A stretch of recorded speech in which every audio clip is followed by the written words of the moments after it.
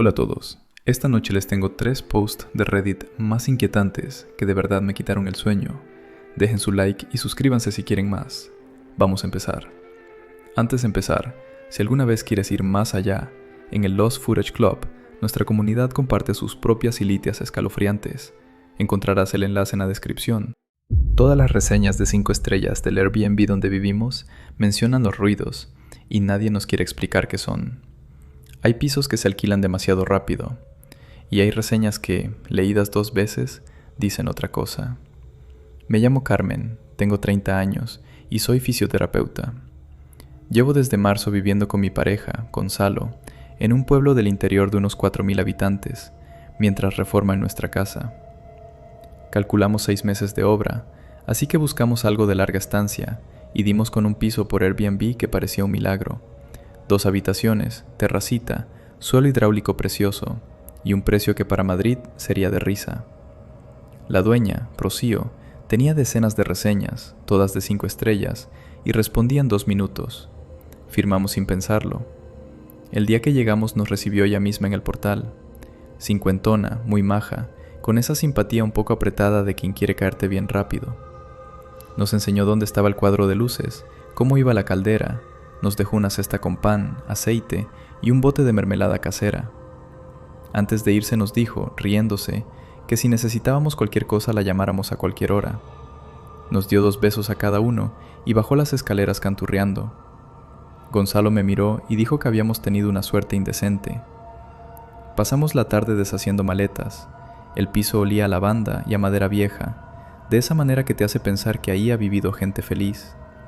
Cenamos en la terracita unas tortillas francesas y un vino malo, y nos reímos de tonterías. A las 11:30 nos metimos en la cama.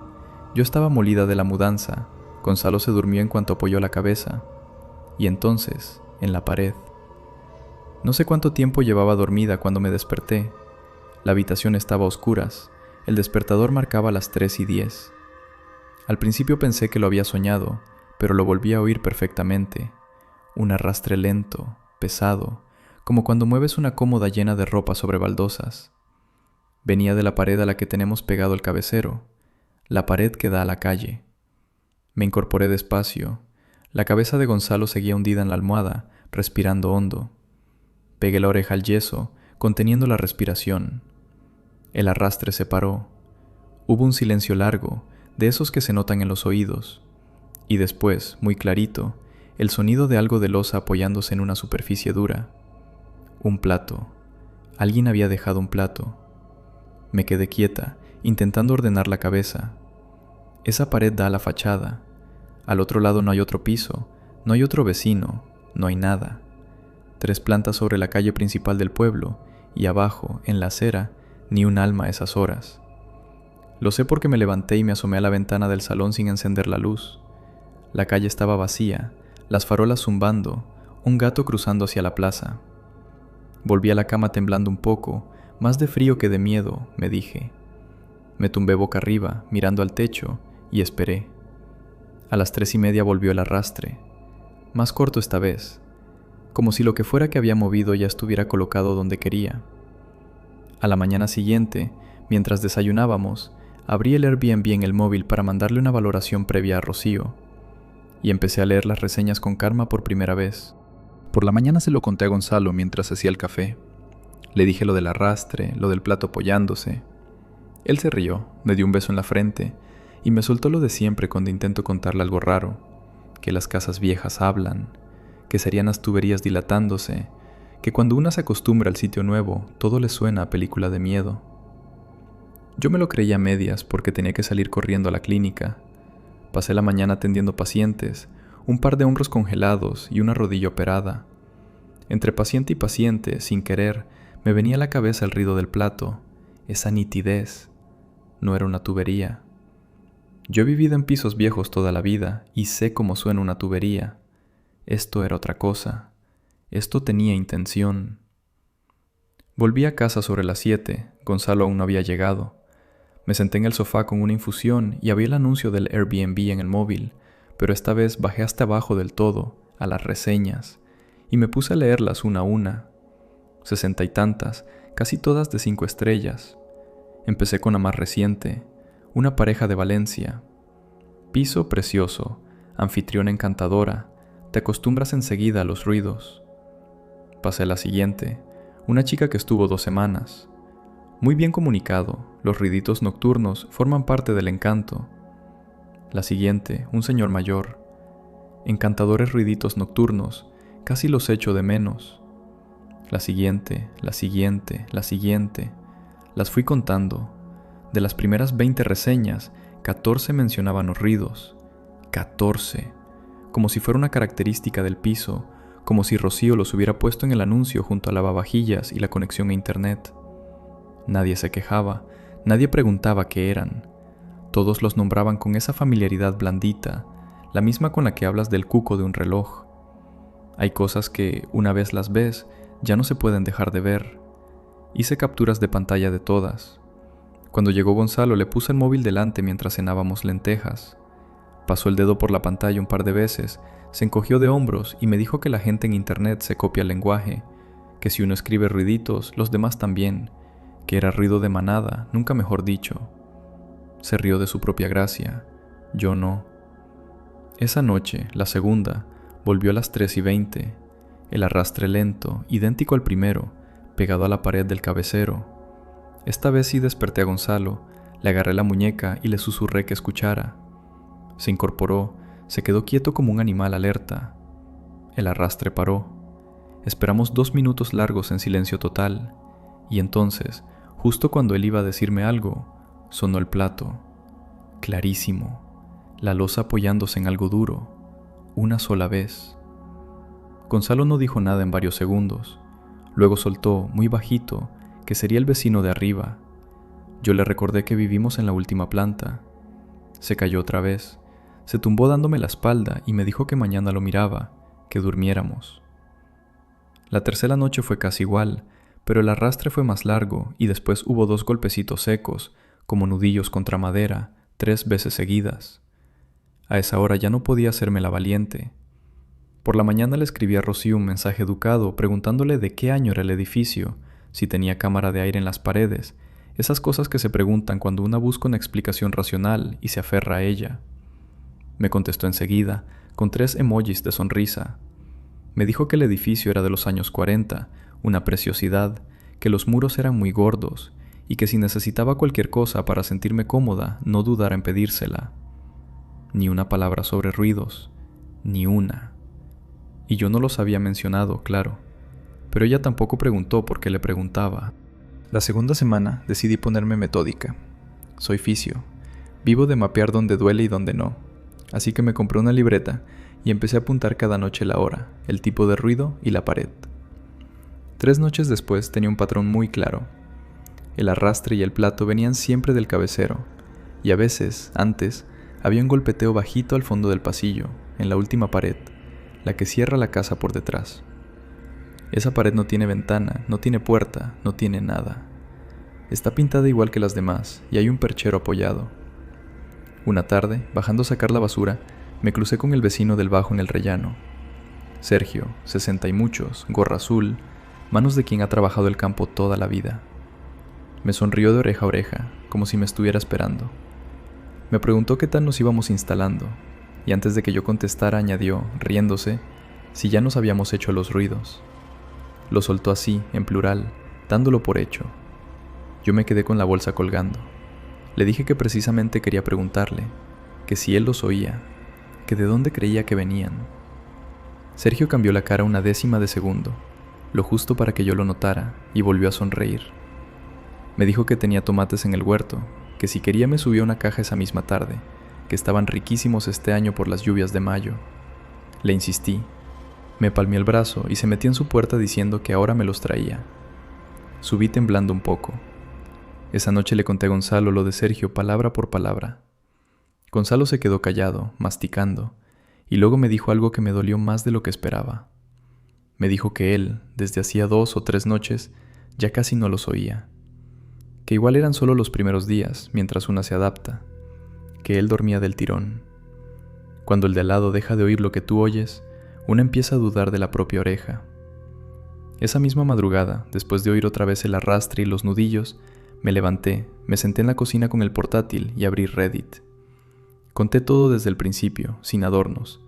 Las reseñas, los ruidos, la pared del fondo, el vecino, Rocío esquivando. Lo titulé con lo de las 5 estrellas. Pulsé enviar y me fui a la cama sin esperar respuestas. Por la mañana tenía el post hirviendo, cientos de comentarios. Lo leí en el descanso entre 2 pacientes, escondida en el cuartito de las camillas. Un comentario destacado dice: soy agente inmobiliaria. Si tapiaran una habitación y sigue figurando en los planos del catastro, podéis denunciarlo y romper el contrato sin penalización. Pedid los planos al ayuntamiento ya. Otro usuario, Carmen Ficio, respondió: esto me sirve muchísimo, gracias. Lo que no he contado en el post es que ya fui al ayuntamiento el martes, y la chica de urbanismo, al ver la dirección, se puso rara y me dijo que volviera con Gonzalo y con el contrato firmado. No me dio los planos. No sé qué pensar de eso. Alguien en las respuestas añadió: espera, ¿has comparado las reseñas por fechas? Si todas mencionan los ruidos, pero ninguna los describe igual, es porque la dueña les pide que pongan esa palabra a propósito. Es una señal entre ellos. Un usuario llamado Andrea P. escribió: mi abuela vivía en un edificio así en Teruel. Los vecinos llamaban a esos sonidos el huésped y dejaban siempre un plato fuera. Cuando murió y vendimos el piso, los nuevos dueños tapiaron 3 tabiques. Por algo será. 2 días después, Carmen volvió al hilo con un titular nuevo. Hablé con Rocío y ojalá no lo hubiera hecho. Os hago caso a quienes me decíais que midiera. El sábado por la mañana, mientras Gonzalo estaba en el gimnasio, bajé a la calle con un metro láser que me dejó un paciente.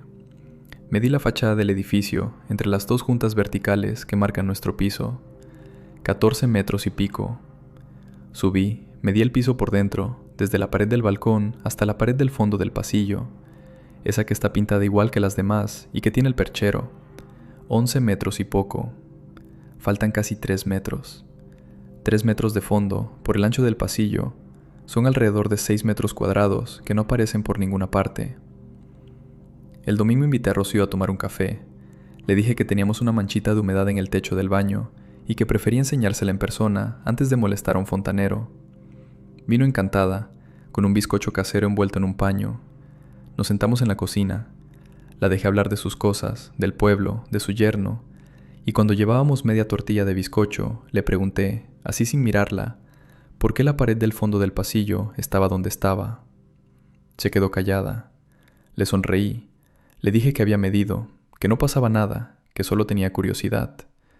Y entonces ocurrió algo que no me esperaba. Se rió.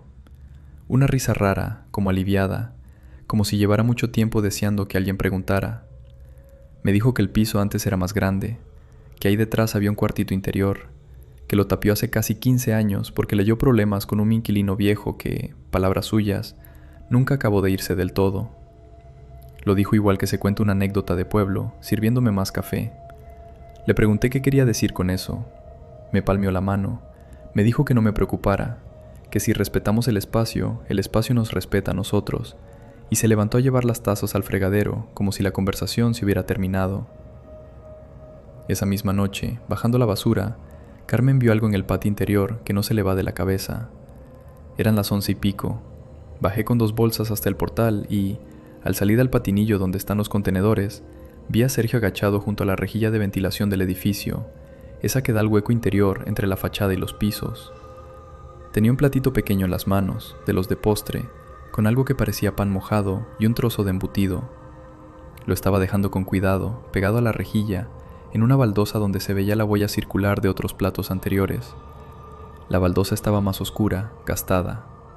Me vio. No se sobresaltó. Se incorporó despacio, se limpió las manos en el pantalón y me sonrió con la misma sonrisa del rellano. Me dijo, muy tranquilo, que lleva años, que no pasa nada, que mientras alguien se acuerde está todo bien. Subí las escaleras sin acordarme de tirar las bolsas. Las dejé en el descansillo del primero. Aún están ahí. Un comentario destacado dice: lo que más miedo me da de tu post no son los ruidos, es que tu pareja diga que ya casi no los oye. Esa frase la he leído antes y nunca acaba bien. Alguien en las respuestas añadió: coincido al 100%. La gente se acostumbra a cualquier cosa si la repite suficientes noches, y luego es ella quien empieza a defender al casero delante de ti. Carmen, vigila eso más que la pared. Javi Noches comentó: yo viví en un pueblo así, y el truco siempre es el mismo. El casero sabe perfectamente qué pasa en la casa y te alquila barato a cambio de que no preguntes. Salid de ahí cuanto antes. Mucha gente me ha escrito preguntando ¿por qué seguimos aquí? La respuesta es aburrida y triste. El contrato es de 6 meses pagados por adelantado, con una penalización absurda si rompemos, y la reforma de nuestra casa lleva 3 semanas de retraso. Si nos vamos, perdemos el depósito, el alquiler de los meses restantes, y encima tenemos que pagar otro alquiler en otro sitio. No tenemos ese dinero, así de simple. Quedan 4 meses, así que nos hemos quedado, y han pasado cosas que no sé muy bien cómo contar. Al principal es que Gonzalo ya no los oye. Lo dice con total tranquilidad, encogiéndose de hombros, como quien ha desactivado una notificación del móvil. La semana pasada bromeó en la cena diciendo que igual nos echaban de menos cuando nos fuéramos. Me miró esperando una risa. No se la di. Yo he aprendido truquitos. Cuando me levanto a beber agua de madrugada, voy a la cocina por el otro lado, dando la vuelta por el salón, para no pasar por el fondo del pasillo. Si tengo que pasar, miro al suelo. No miro el perchero, no miro la pared pintada igual que las demás. He dejado de apuntar los ruidos en la libreta, porque apuntarlos era reconocerles existencia, y reconocerles existencia era pedirles más. Ahora, cuando suena el arrastre, cuento hasta 100 hacia atrás en inglés, que es algo que requiere concentración, pero no emoción. Sergio nos sube tomates cada jueves. Los deja en una caja delante de la puerta, llama al timbre y se va sin esperar. Rocío me felicitó por mi cumpleaños la semana pasada, con un mensaje muy cariñoso. Y yo, cuando una compañera de la clínica me preguntó ¿qué tal el piso de alquiler?, abrí la boca y me oí decir, sin pensarlo, que era una preciosidad, que el edificio tenía mucho encanto, que una se acostumbraba enseguida. Sonreí, ella sonrió. Hablamos de otra cosa.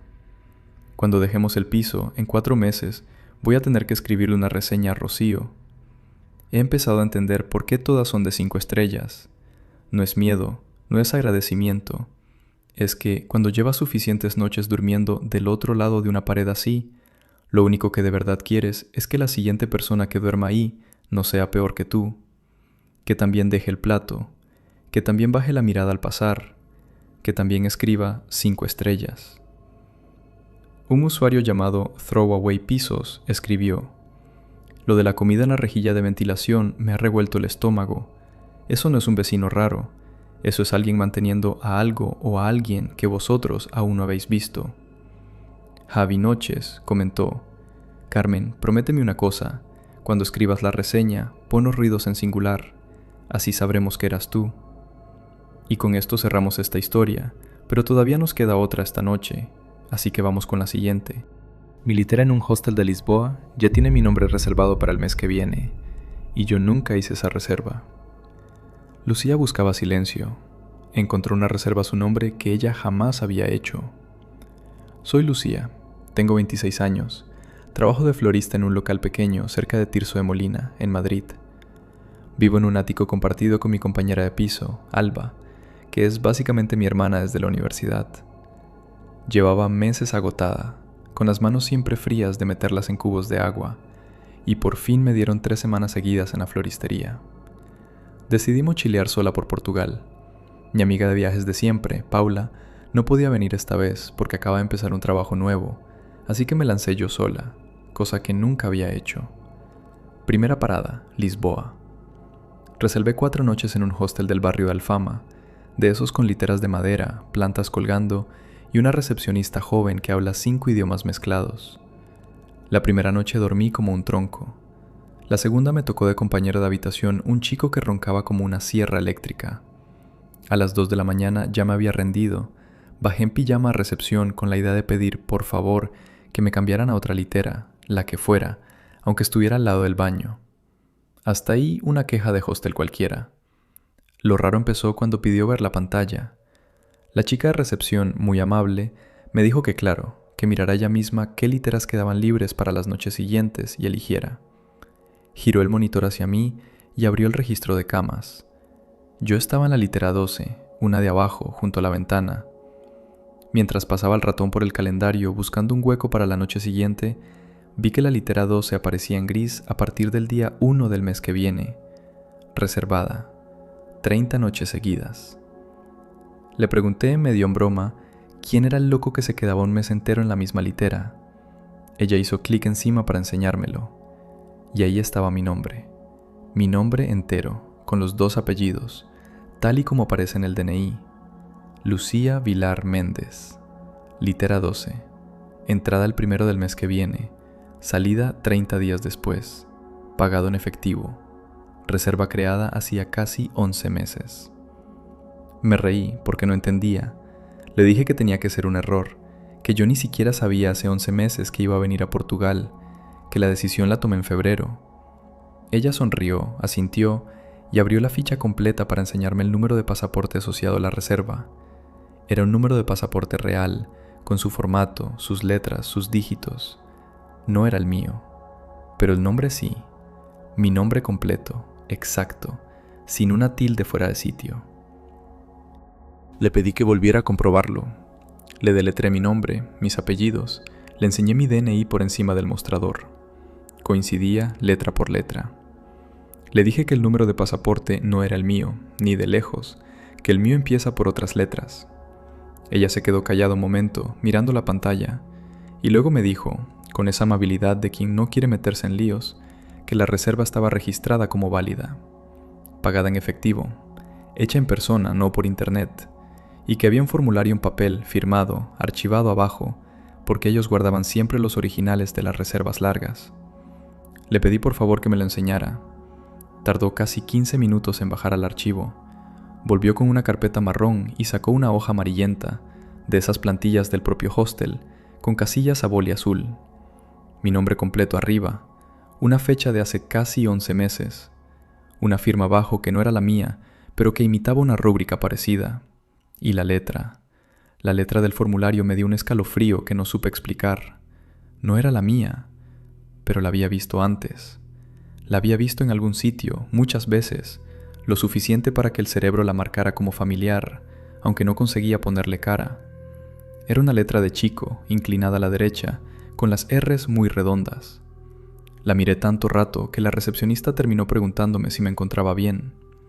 Volvió a la litera 12, la litera que, dentro de unas semanas, sería suya otra vez sin ella. Subí. No quise cambiarme de habitación, ni siquiera me acordé del que roncaba. Me metí en la litera 12 con la ropa puesta, en mi propio saco, y me quedé mirando los listones de madera de la cama de arriba.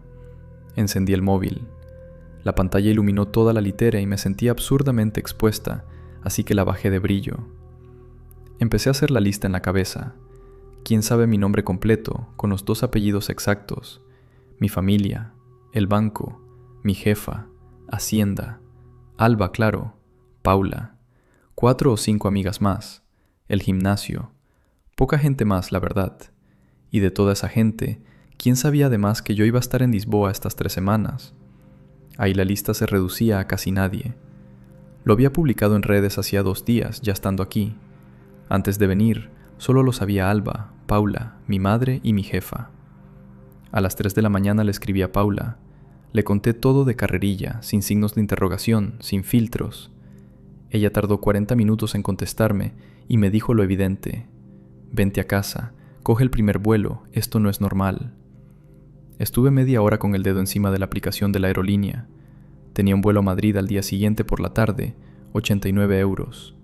No lo compré. Decidí quedarme un día más. Quería ver ese formulario otra vez, con luz de día, y quería saber a quién se le había ocurrido reservar mi vida entera por 30 noches sin preguntarme. Por la mañana bajé sin haber dormido nada. Pedí hablar con el encargado, que ya estaba avisado. Le pedí un escaneo del formulario y sorprendentemente me lo mandó al correo sin discutir. Me senté en el café del hostel con el portátil y abrí el archivo en grande. Repasé cada casilla. Nombre completo, fecha de nacimiento exacta, nacionalidad española, y abajo, en la casilla de teléfono de contacto, un número de móvil con prefijo de Madrid, 9 dígitos que no eran los míos. Salí a la calle, fui hasta una cabina de las pocas que quedan cerca del Rocio y marqué desde ahí. No quería usar mi móvil. Sonó 5 tonos, saltó un buzón de voz genérico, esa locutora que dice el número y pide que dejes mensaje. Y luego, antes del pitido, una voz de hombre grabada encima. Solo 3 palabras, dejad un mensaje. Colgué. No reconocí la voz, o eso me dije, pero algo se me movió por dentro, como cuando hueles un perfume y de repente tienes 10 años. La descarté como paranoia y volví al hostel. Le escribí algo, mensaje tonto, todo bien por casa, ¿le has puesto agua a mis plantas? Un beso. Me contestó en menos de 1 minuto, larguísimo, con emojis, que sí, que las plantas estupendas, que disfrutara mucho, que no me preocupara por nada, que me quería un montón. Alba no escribe así. Alba contesta con monosílabos y memes. Releí el mensaje 3 veces y se me cerró el estómago. Abrió Reddit en el café del hostel. Necesitaba que alguien de fuera le dijera lo que ya sabía. Os escribo desde aquí, desde Lisboa, todavía sin moverme de la mesa del café. Resumo. Hay una reserva a mi nombre completo en este hostel para los próximos 30 días, hecha hace casi 1 año, pagada en efectivo, con un número de pasaporte que no es el mío y un teléfono de Madrid que no conozco. La letra del formulario me suena, la voz del buzón me suena. Mi compañera de piso, que es de las pocas personas que sabía mis fechas exactas de viaje, me acaba de contestar un mensaje normal, con un entusiasmo que no es suyo. Tengo el vuelo de vuelta reservado para dentro de 12 días. Estoy valorando muy en serio adelantarlo a esta noche. Decidme que estoy exagerando, por favor, o decidme que no. Uno de ellos, trasnochada, dijo: «Espera, el número de pasaporte de la reserva no era el tuyo, pero el nombre completo sí. Eso no es coincidencia ni error de tecleo. Eso es alguien que tenía tus datos a medias». Un usuario llamado Pasaporte Roto escribió: «Pide el justificante de la reserva por escrito. Si el pasaporte que pusieron es de un hombre, ya tienes media respuesta». La reacción fue: «Lo pedí esta mañana, y sí, el número correspondía a un hombre». El recepcionista no me quería decir el nombre, pero cuando le enseñé una foto del hermano de mi compañera de piso, se le cambió la cara. Era él. Llevo desde entonces sin poder tragar nada sólido. Uno de ellos, Noches de Lisboa, dijo: «Conozco ese hostel, el de Alfama, ¿verdad? Tiene un libro físico además del sistema. Pide ver el libro de la fecha en que se hizo la reserva, ahí firma quien paga». 4 días después, Lucía volvió al hilo. El título del nuevo post lo decía casi todo. Volví a Madrid y abrí la caja que me dio su madre. Cogí un vuelo esa misma noche, aterricé en Barajas a las 11:30 y no fui a casa, me quedé en la de Paula. No quería ver a Alba todavía. Estuve 2 días dando vueltas al número de Madrid, escuchando el buzón una y otra vez desde el móvil de Paula, hasta que reconocí la voz. Era Joaquín, el hermano mayor de Alba, 4 años más que nosotras, el que siempre andaba por el salón de su casa cuando yo iba a estudiar con ella en la carrera, el que me ayudó a montar mi primera estantería en el ático cuando nos mudamos, el que se reía como un crío y al que nunca, jamás, en estos 10 años, le había escuchado decirme nada que sonara a algo más que cariño de hermano. Joaquín murió hace casi 1 año en un accidente de coche en la A2, 2 semanas antes de que yo comprara mi billete a Lisboa. Yo fui al funeral. Yo le sequé las lágrimas a Alba en el tanatorio. La reserva del hostel la hizo él 3 meses antes de morir. Me planté en casa al tercer día. Le puse a Alba el escañado del formulario encima de la mesa de la cocina. Reconoció la letra al segundo. Se sentó en el suelo y se echó a llorar de una manera que no le había visto nunca. Me lo contó todo de carrerilla, como quien vomita. Joaquín estaba enamorado de mí desde los 17 años. En silencio, sin decirme nada nunca. Llevaba 11 meses planeando llevarme a ese hostel concreto de Alfama, porque, según ella, él y yo nos habíamos cruzado allí en un viaje de fin de curso del instituto, una noche, en el patio, y habíamos hablado hasta las tantas. Yo no me acordaba, os juro que no me acordaba de esa noche en absoluto. Para mí era un viaje más, una excursión borrosa de los 17. Iba a pedirme matrimonio allí. Tenía el anillo. Lo tenía Alba guardado, porque él se lo dejó antes del viaje a Galicia donde se mató. Alba lo sabía todo. Sabía lo de la reserva, sabía lo del anillo, y cuando yo en febrero le dije, mira qué casualidad, me voy a Lisboa sola 3 semanas, no me dijo absolutamente nada. Me dejó ir. Su madre vino esa misma tarde al ático, me abrazó muy fuerte, sin hablar, y me puso en las manos una caja de zapatos atada con una cinta. Me dijo: «Esto era para ti, ábrelo cuando puedas. Lleva 2 días encima de mi cómoda y todavía no he sido capaz». Un usuario llamado Mochilero Errante escribió: «He trabajado 2 años en recepción de hostels en Portugal. Reservas pagadas en efectivo con tanta antelación son rarísimas. Casi siempre las hace alguien que quiere asegurar una cama concreta por motivos sentimentales. Pregunta quién atendió ese pago». Un usuario llamado Alba dice, no escribió: «Perdona, pero ¿tu compañera de piso no te dijo nada cuando le contaste a dónde ibas de viaje? Eso me escama más que la reserva». En los comentarios alguien escribió: «Es que es eso. Una cosa es que el chico hiciera la reserva en secreto hace meses, vale, romántico y triste. Otra es que la hermana lo supiera lo del anillo, y la dejara ir a Lisboa calladita a ver qué pasaba. Eso ya es otra cosa». Una semana después, Lucía abrió la caja y volvió al hilo por última vez. Dentro había una foto, un sobre con una carta a mano y un estuche pequeño de terciopelo azul. La foto era de un viaje de fin de curso al sur de Portugal, hace 9 años. Salimos un grupo entero en el patio de una pensión de Faro, no de Lisboa, y al fondo, sentado en un escalón al lado de una chica con flequillo, está Joaquín mirando a la cámara. La chica del flequillo soy yo. No tengo absolutamente ningún recuerdo de esa noche, solo la foto lo demuestra. La carta tiene 3 párrafos, no la voy a copiar entera. Me pide perdón por adelantado si todo le sale mal, me explica que llevaba media vida queriendo decírmelo y nunca encontró el momento. Y me dice que si estoy leyendo esto en la litera 12, es que él consiguió por fin invitarme a Lisboa. No estaba leyéndola en la litera 12, la leí sentada en el suelo de mi cuarto, con la persiana media bajada y Paula al lado. El anillo se lo devolví a su madre al día siguiente. Le pedí, eso sí, quedarme con la foto y con la carta. Ella me dijo que sí, que eso era mío, que él lo había escrito para mí. Nos abrazamos otra vez en su portal y creo que las dos sabíamos que ya no íbamos a vernos mucho más. Escribí al hostel de Alfama explicando que el titular de la reserva había fallecido hacía meses y pidiendo que la cancelaran y borraran mi nombre del sistema. Me contestaron al día siguiente, muy amables, lamentándolo mucho. La litera 12 vuelve a estar libre para el mes que viene. Con Alba sigo viviendo. El contrato del ático nos ata a otros 8 meses y ninguna de las dos puede asumirlo sola. Nos hablamos lo justo, nos turnamos la cocina, dejamos notas en la nevera para los recibos. Ella intentó pedirme perdón 2 veces. La primera la dejé hablar, la segunda le dije que no hacía falta. No la odio, no tengo fuerzas para odiarla, pero algo se ha roto que no sé arreglar.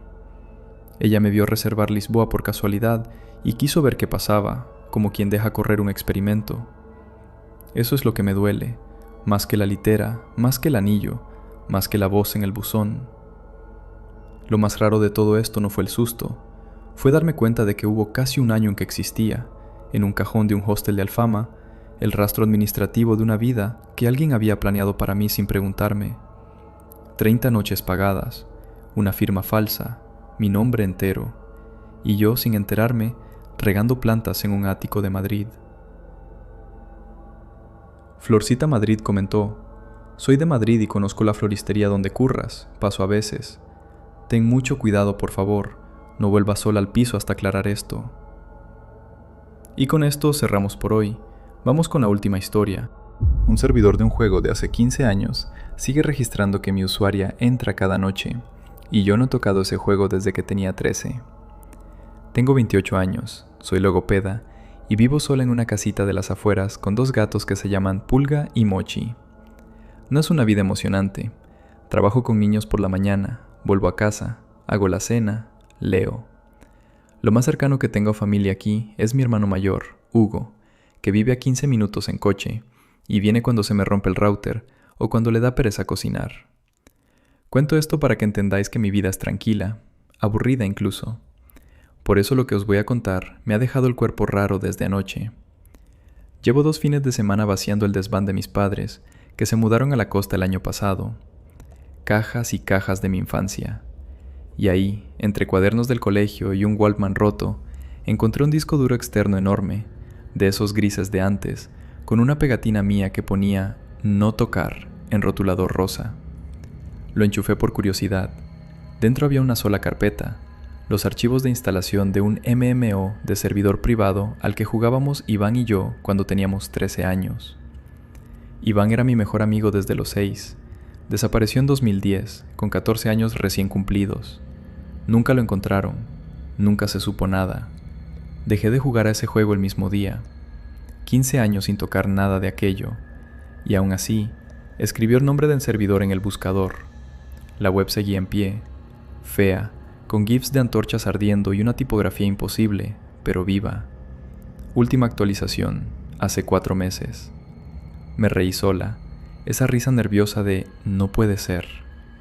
Me hice una cuenta en el foro solo para cotillar la lista de jugadores conectados, y ahí estaba, Luna de Luna, mi personaje, en verde, en línea.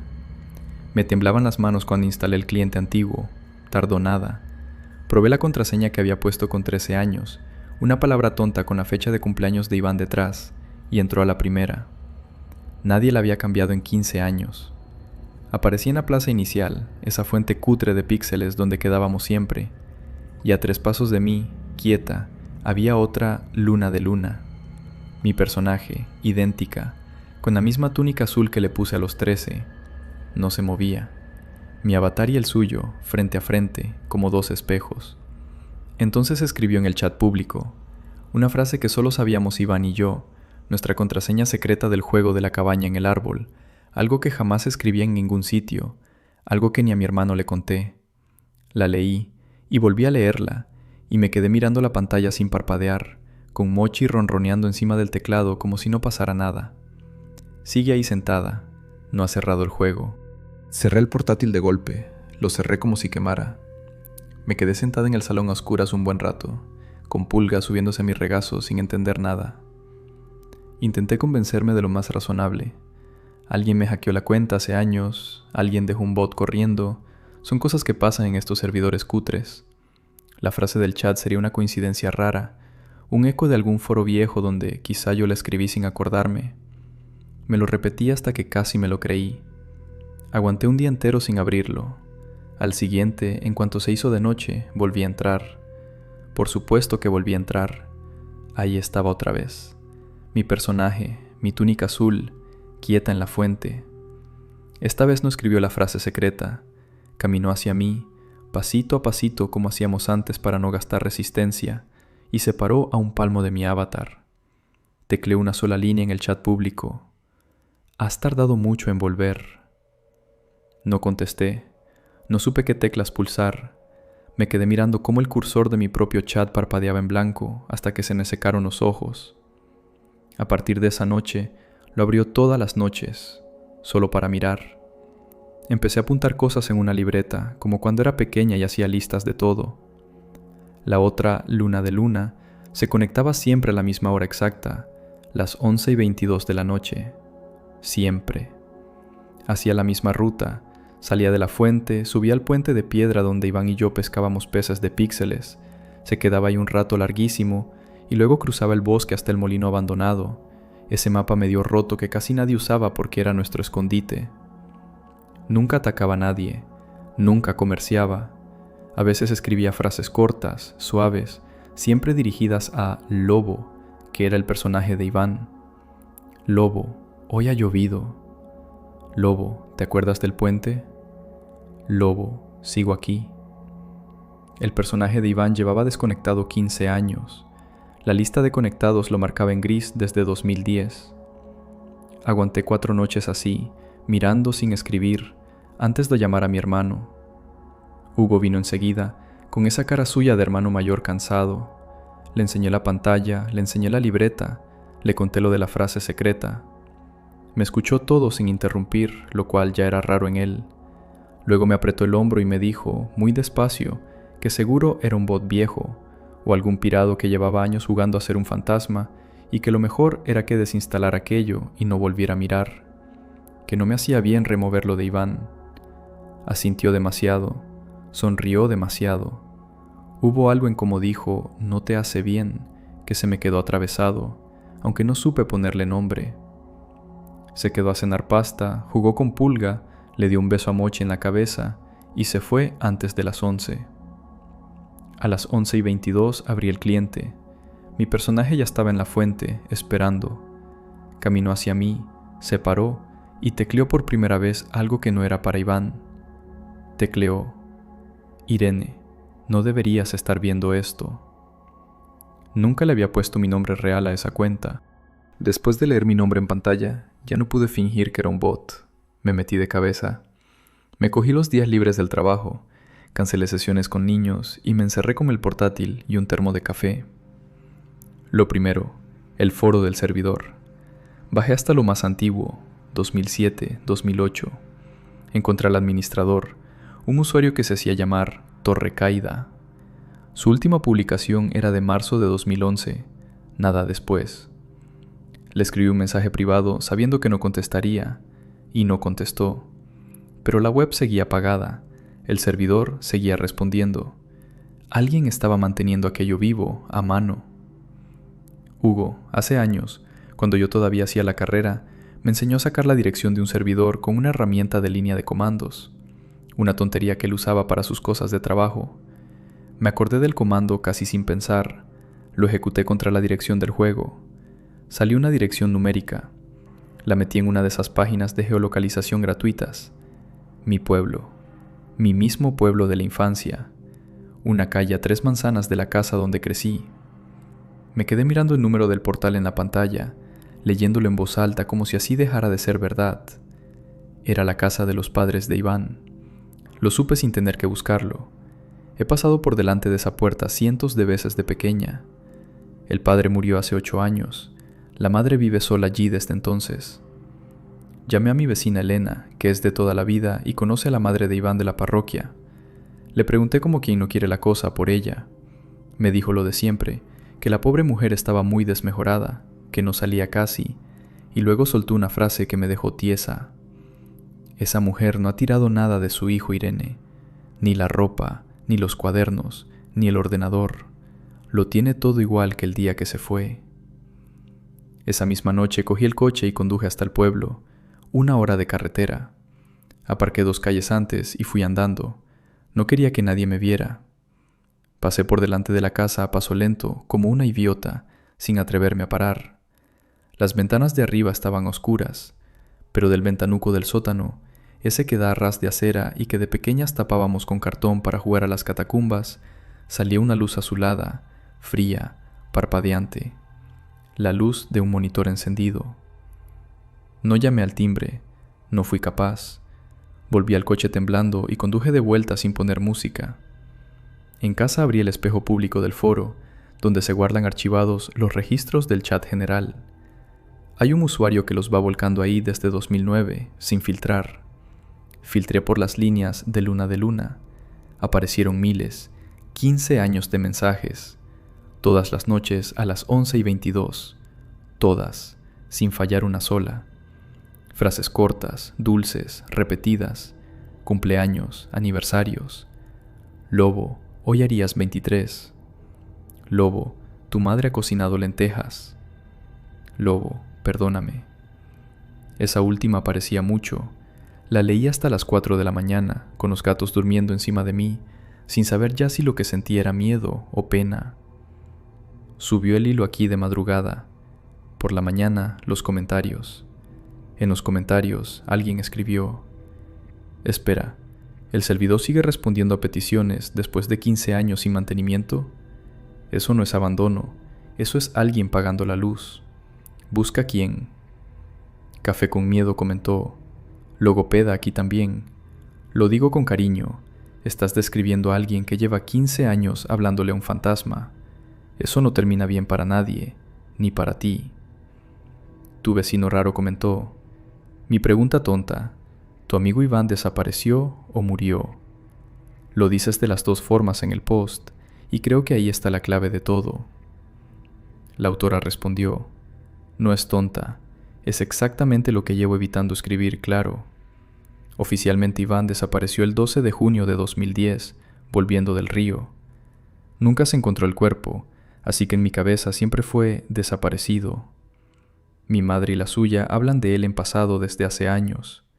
Yo no. Y por eso, cuando vi el personaje escribiendo, lo primero que pensé no fue qué miedo, fue volvió. Me da vergüenza admitirlo aquí, pero es la verdad. 2 días después, sin avisar a nadie, subió la actualización. Bajé al sótano de la madre de Iván y leí los logs completos. Aviso a quien estaba siguiendo el hilo. Esto se ha ido a un sitio al que no esperaba ir.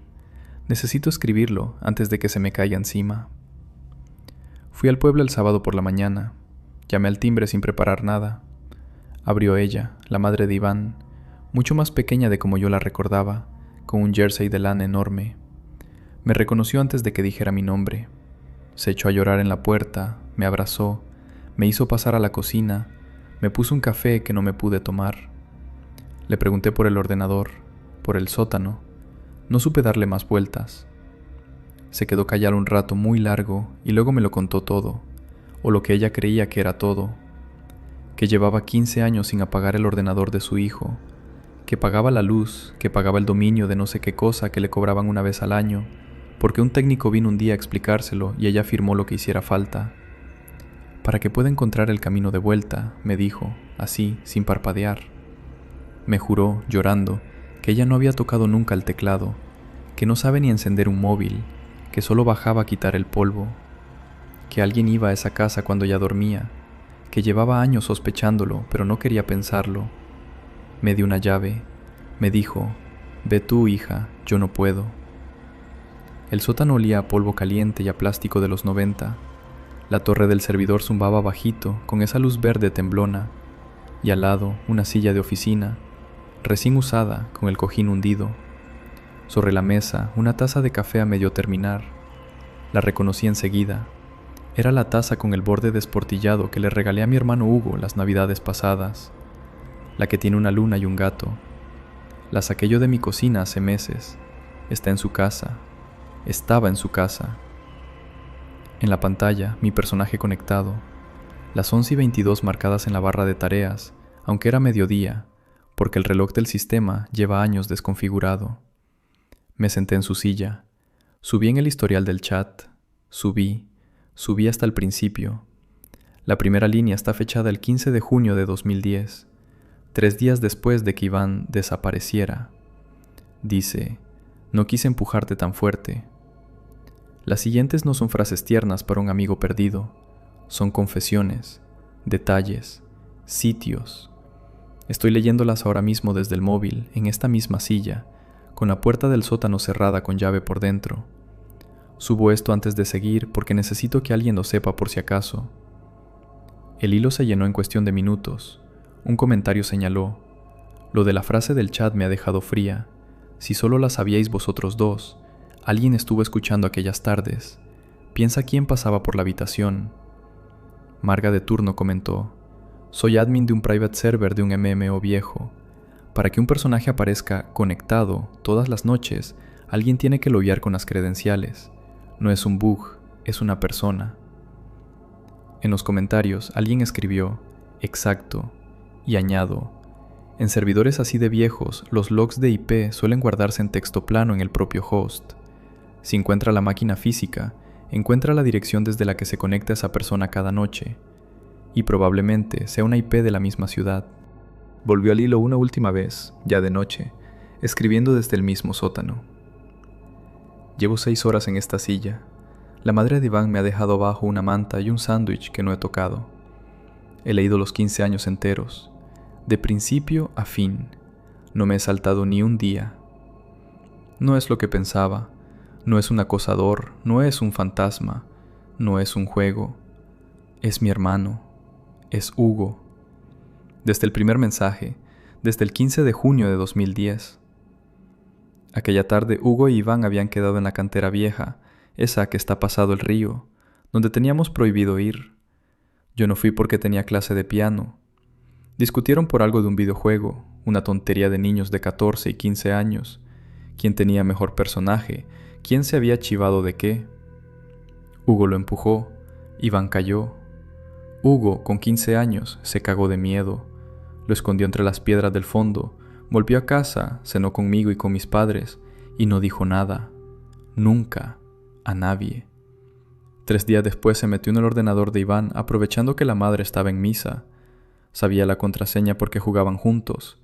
Y entró en el servidor como yo, con mi cuenta, que sabía de memoria porque le pedí 100 veces que me ayudara a conectarme.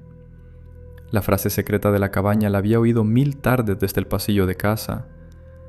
Esa noche escribió, temblando: "No quise empujarte tan fuerte". Y al día siguiente volvió, y al siguiente, y al siguiente. Le ha contado todo a Iván, todo, mis cumpleaños, la muerte de su padre, cuando aprobé la oposición, el nombre de mis gatos, mi mudanza a la casa de las afueras, que yo seguía esperando que apareciera, que no era capaz de mirarme a la cara los 12 de junio, que pagaba la luz de su madre desde la cuenta corriente de él, que el técnico que vino a explicarle el dominio era él, disfrazado de técnico, que llevaba 15 años pidiéndole perdón a un niño muerto que no podía contestarle. Las frases tiernas eran para que la madre, si algún día bajaba y miraba la pantalla, no se asustara. Mientras escribía estas líneas, mi personaje se ha desconectado. La barra verde se ha puesto gris. La torre se ha apagado sola. Hugo, esté donde esté ahora mismo, sabe que estoy aquí. Ha apagado el servidor desde fuera. Tengo el móvil en la mano. Tengo 2 números en la pantalla, el de emergencias y el suyo. No sé a cuál llamar primero. De verdad que no lo sé. Hilos de Niebla comentó: "Por favor, no entres sola a ese servidor otra vez sin grabar la pantalla. Lo que escribas tú y lo que escriba él tiene que quedar fuera del juego". Café con Miedo comentó: "No tengo palabras. Solo escribo para que sepas que alguien al otro lado te leyó hasta el final. Cuídate, sea cual sea el número que marques". Y con esto cerramos por hoy. Gracias por quedaros hasta el último renglón. Si os movió algo, suscribíos al canal y nos vemos en la próxima historia.